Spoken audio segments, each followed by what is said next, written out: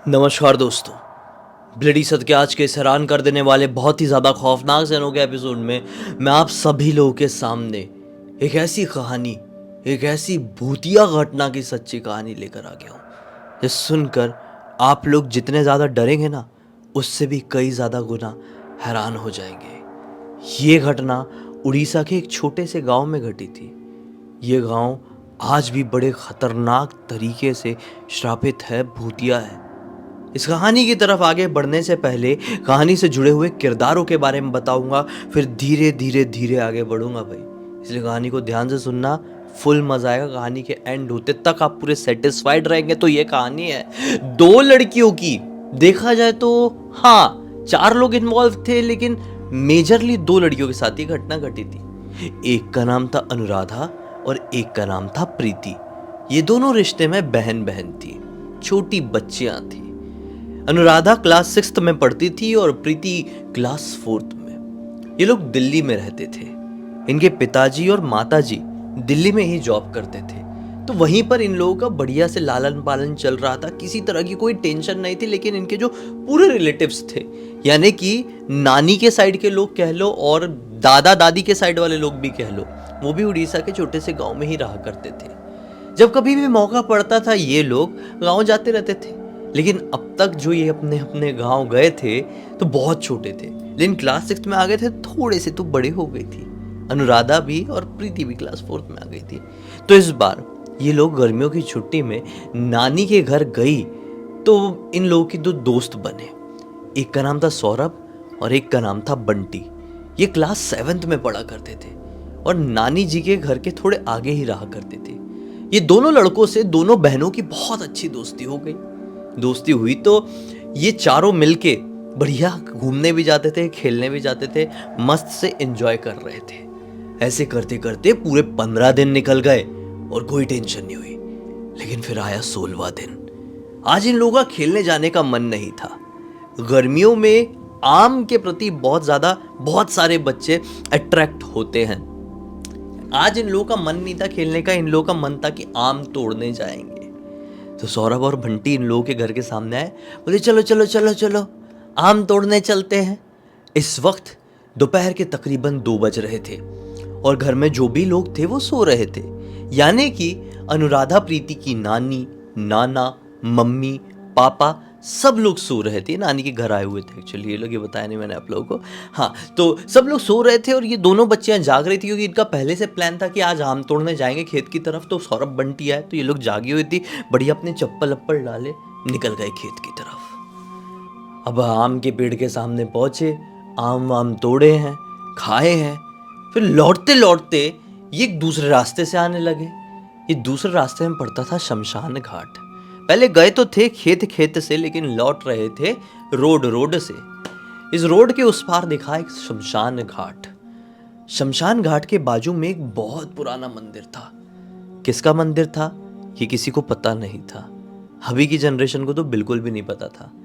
ये दोनों लड़कियां पूछती हैं कि ये मंदिर बहुत पुराना दिखाई दे रहा है ना, किसका? बचपने में ही पूछी, किसका मंदिर है ये?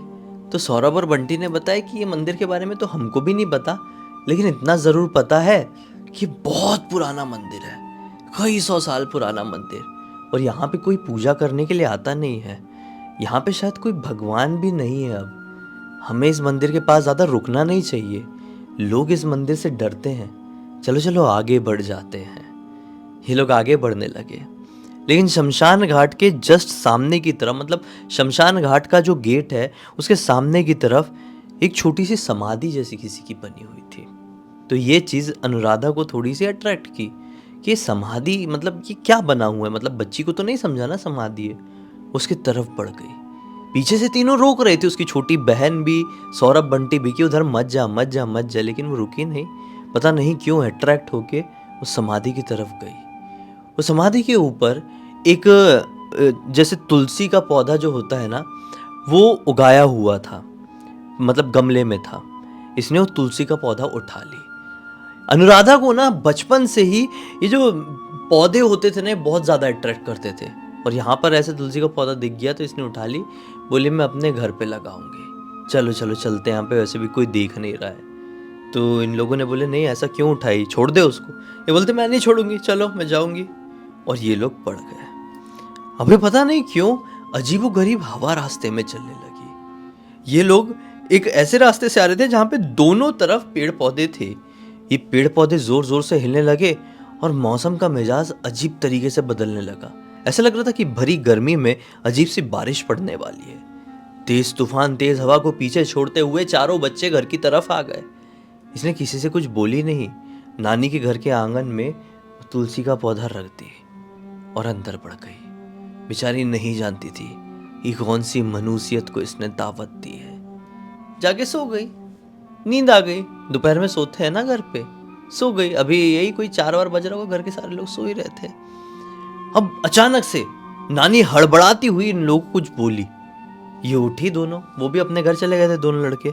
उठी, बोली ये तुलसी का पौधा कहाँ से आया, तुलसी का पौधा कहाँ से आया। तो अनुराधा ने अपनी नानी को पूरी बात बता दी। नानी भड़क गई और एक एक चमाटा भी दोनों के ऊपर जड़ दी कि तुम दोनों ने ये क्यों किए। अब मम्मी भी बहुत ज्यादा घबराई हुई थी इन लोगों की। मम्मी ने भी कुछ नहीं बोली। पापा भी शांत खड़े हुए, जैसे कि मानो पता नहीं क्या हो गया हो क्या नहीं। तो अनुराधा बोलती है कि एक तो पौधा तो लेके आई हूं, आप लोग ऐसा क्यों कर रहे हैं। ये बोलती है कि ये सारी बातें अब तुमको तुम्हारे पापा ही बताएंगे। अब पापा बताना शुरू करते हैं। पापा बताते हैं कि बेटा आज से 70 साल पहले की बात है। ये जो गांव है ना, इस गांव में एक आदमखोर इंसान आ गया था जो कि शमशान घाट के बाजू में ही कहीं रहता था। किसी का भी शरीर वहां पर दहन होने के लिए आता था, किसी का भी अंतिम संस्कार होने के लिए वहां पे कोई पहुंचता था, तो जैसे उसका अंतिम संस्कार हो जाता था ना, उसके रिलेटिव चले जाते थे, तो आदमखोर इंसान वहां पे आता था और वो मृत शरीर को खाने लगता था। ये गांव के सारे लोगों को पता था। इन गांव के सारे लोग चाहकर भी उसके मुंह नहीं लगते थे, क्योंकि वो बहुत ज्यादा रूड था और बहुत ज्यादा गुस्से वाला था। सब लोगों को मालूम था, फिर भी सब लोग नजरअंदाज करते थे। एक दिन की बात है, वो अपने ही जहां पे भी रहता था शमशान घाट के पास में, वो अपने घर की दहलीज में बैठा रहा होगा और आगे से कहीं से गर्मी का मौसम था, एक बच्ची कुछ सामान लेकर आ रही थी, कुछ फल वल तोड़ के। गर्मी के कारण वो बच्ची वहां पर बेहोश होकर गिर गई। उस आदमखोर इंसान को ऐसा लगा कि वो बच्ची मर गई है। वो उसकी तरफ बढ़ा, उसे कच्चा चबाने लगा, उसे खाने की कोशिश करने लगा। लेकिन उसी बच्ची के चाचा ने जब ये देखा, वो कहीं से आ रहा होगा, उस बच्ची के चाचा ने जब ये देखा तो बड़ा गुस्से में आ गया। उस समय तो कुछ नहीं किया, भागते भागते गांव में गया, गांव के सारे लोगों को ये बात बताया। तो गांव के लोग बहुत गुस्से में आ गए कि ये तो नाक में दम कर दिया है, ये तो हद ही हो गई, चलो इसको सबक सिखाते हैं। सभी लोगों ने अपने अपने घरों से डंडे, मशाल, तलवार, पता नहीं क्या क्या निकाले हैं और बढ़ चले उस आदमखोर इंसान या फिर आदमखोर शैतान के पास गए। लो, उसे पीट पीट कर वहीं पर खत्म कर दिए। लेकिन जब वो अपनी आखिरी सांसें ले रहा था तो उसने गुस्से में पूरे गांव को श्राप दे डाला, एक तरीके से मनुष्यत का श्राप, कि देख लेना, आज तो तुम मुझे यहां से हटा दे रहे हो, आज मैं कमजोर पड़ गया हूं, लेकिन मैं फिर से लौट कर आऊंगा और मैं किसी से कमजोर नहीं पड़ूंगा, सब कुछ बर्बाद करके रख दूंगा, ये मेरा श्राप है इस गांव में। और फिर बस उसकी वहीं पर मृत्यु हो गई। उसकी मृत्यु हुई तो गांव के सारे लोग खुशी मनाने लगे कि गांव से मनुष्यत खत्म हो गई, चलो टेंशन खत्म। लेकिन वो नहीं जानते थे कि 2 दिन बाद से क्या होने वाला है। उस घटना के ठीक 2 दिन बाद से गांव के एक एक व्यक्ति को, क्योंकि उस हरकत में गांव का हर एक व्यक्ति शामिल था, सभी लोगों ने पीट पीट कर उसे वहां पर खत्म किए थे। गांव के एक एक व्यक्ति को वो सपने में दिखाई देना शुरू हो गया। सपने में वो एक बड़े से उल्लू के साथ आता था और उनको पता नहीं कौन सी लैंग्वेज में क्या क्या कहता था, और सामने वाला इंसान केवल 1 दिन तक ही जिंदा रह पाता था और अगली रात को उसकी मौत हो जाती थी। ऐसा करते करते मौत का पूरे गांव में कोहराम मच गया। गांव के सारे लोग डर के मारे पागल होने लगे। फिर हुआ ये कि तुम्हारे जो नाना जी के पापा जी है ना, यानी तुम्हारे पड़ नाना जी, वो बहुत स्ट्रांग थे, उनकी गांव में बहुत चलती थी। वो भागते हुए एक बाबा जी के पास गए, बाजू वाले गांव में। वो बाबा जी हमारे गांव के थे, यानी तुम्हारे दादाजी के गांव के। वो बाबा जी के पास गए और बाबा जी यहाँ पे आए, बोले इसको तो मतलब कुछ ना कुछ तरीके से कंट्रोल करना पड़ेगा, नहीं तो ये इस गांव को क्या आजू बाजू के सारे गांव को खा जाएगा। ये शैतान बहुत ताकतवर है, मरने के बाद ये तो और भी ज्यादा खतरनाक बन चुका है। तो फिर उन्होंने एक ऐसा अनुष्ठान किया कि उसकी आत्मा को उसकी समाधि में ही कैद कर दिए और उसकी समाधि के ऊपर तुलसी का पौधा लगा दिए। तुलसी का पौधा लगाकर बोले कि ये तुलसी का पौधा तो हमेशा यहाँ पर रहेगा नहीं ना, लेकिन जैसे ही एक पौधा खत्म हो रहा होगा, गांव का कोई भी व्यक्ति यहाँ पर आएगा और एक दूसरा पौधा उगा देगा। जब तक उसकी समाधि के ऊपर तुलसी के पौधे लगते रहेंगे तब तक वो अपनी समाधि में कैद रहेगा। लेकिन जिस दिन भी ऐसा हुआ, उसकी समाधि के ऊपर से तुलसी का पौधा हटा लिया गया, बस वो आजाद हो जाएगा और फिर से मौत की पूरे गांव में लहर दौड़ पड़ेगी। माता तुलसी ही उसे रोक कर रख सकती है। तुमने हटा दी बेटा, अब गांव को बर्बाद होने से कोई नहीं रोक सकता। क्लास 6 में पढ़ने वाली अनुराधा और चौथी में पढ़ने वाली उसकी बहन प्रीति डर के मारे फूट फूट कर रोने लगे। घर के सारे लोग घबरा गए और सभी लोग रोने लगे कि अब सबसे पहला शिकार तो हमारी बच्चियां ही बनेगी। लेकिन नहीं, एक बाप एक माँ ये सब अपने बच्चों के साथ होते हुए कैसे देख सकती थी। नानी ने बोली, चिंता मत करो, एक ही तरीका है कि वो बाबा जी के घर फिर से जाते हैं। तुम्हारे ही गांव में है ना। दामाद जी को बोलते, तुम्हारे ही गांव में है ना, जाओ देख के आओ बाबा जी किन हालातों में है कि भी नहीं है। उनके घर से ही पता चल सकता है। इन लोगों को पता था बाबा जी उस समय ही बहुत बुढ़े थे, अभी तो उनकी मृत्यु हो गई होगी, फिर भी जाते हैं। बाबा जी की तो मृत्यु हो गई थी, लेकिन बाबा जी ने अपनी पूरी विद्या अपनी पोती को देकर रखी थी, जिनका नाम था शिवांगी।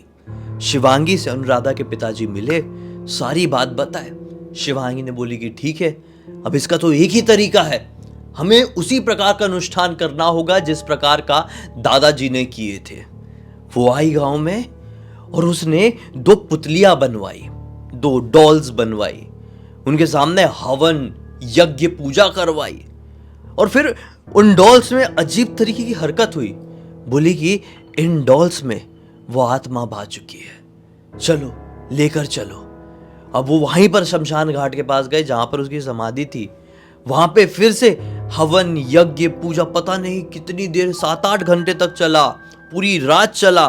फिर सुबह सुबह 5 बजे के आसपास उन्होंने गड्ढा खुदवाई और 2 डॉल, एक आत्मा तो शैतान की थी, एक आत्मा पता नहीं किसकी आ गई थी क्या नहीं। भाई कोई जगह हॉन्टेड हो जाती है ना एक आत्मा की वजह से, तो वहाँ पे बहुत सारी आत्माओं का बसेरा हो जाता है। तो यहाँ पे भी बसेरा हो गया था, तो यहाँ पे दूसरी आत्मा भी थी।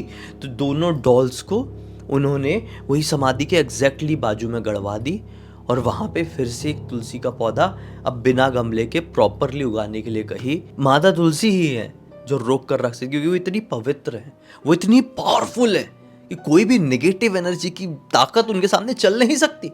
इसलिए अभी आप गांव वाँव कहीं पर भी जाएंगे तो लोग अपने घर के आंगन में तुलसी जरूर लगाते हैं, क्योंकि जिस घर के आंगन में तुलसी होती है उस घर में भूत प्रेत का साया कभी भटक भी नहीं सकता है। इस शैतान को कंट्रोल कर लिया गया।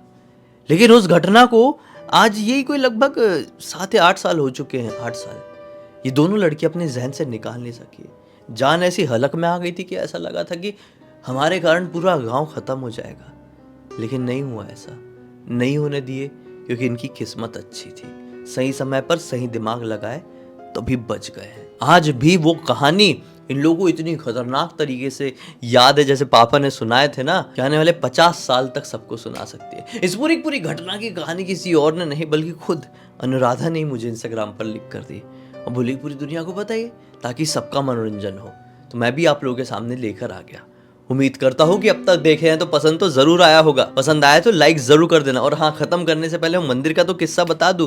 दरअसल वहां पर भगवान की मूर्ति हुआ करती थी, लेकिन ऐसा था ना कि वो मंदिर को देख के लोग इसलिए डरने लगे थे क्योंकि उसके एग्जैक्टली बाजू में शैतान को दफनाया गया था, उसकी समाधि बनाई गई थी। इसलिए लोग मंदिर जाना भी छोड़ दिए थे। तो अंदर की जो भी मूर्ति थी वो ध्वस्त हो गई थी अपने आप में और वो मंदिर खंडर बन गया था। इसलिए वो मंदिर से लोग डरते थे हमेशा से, क्योंकि लोगों को ऐसा लगता था कि यहाँ पे समाधि, उसके आसपास कहीं पे भी जाएंगे ना तो हमारे ऊपर कुछ ना कुछ लग जाएगा। इसलिए वो शमशान घाट का भी यूज करना लोगों ने बंद कर दिए थे, वो मंदिर का भी, और ऑब्वियसली समाधि के आसपास तो कोई जाता भी नहीं था।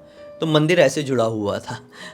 उम्मीद करता हूँ कि अब तक देखे तो लाइक ज़रूर कर देंगे, चैनल को सब्सक्राइब करके बेल आइकन दबा के ऑल के ऑप्शन में क्लिक कर देना, क्योंकि इसी तरह के हैरान कर देने वाले खौफनाक वीडियोस डेली आप लोगों के सामने लेकर आता रहता हूँ। इंस्टाग्राम की लिंक इस वीडियो के डिस्क्रिप्शन बॉक्स में मिल जाएगी, क्लिक करके डायरेक्टली वहाँ पर पहुँच जाना। और इसी तरह की कोई भी कहानी, टॉपिक या जानकारी आप लोगों के पास भी है तो लिख भेजना। हो सकता है मेरा अगला वीडियो कल आप लोगों के हिसाब से बन रहा हो। तो चलिए कल फिर से मिलते हैं, तब तक के लिए बहुत बहुत धन्यवाद। आपका दिन शुभ हो।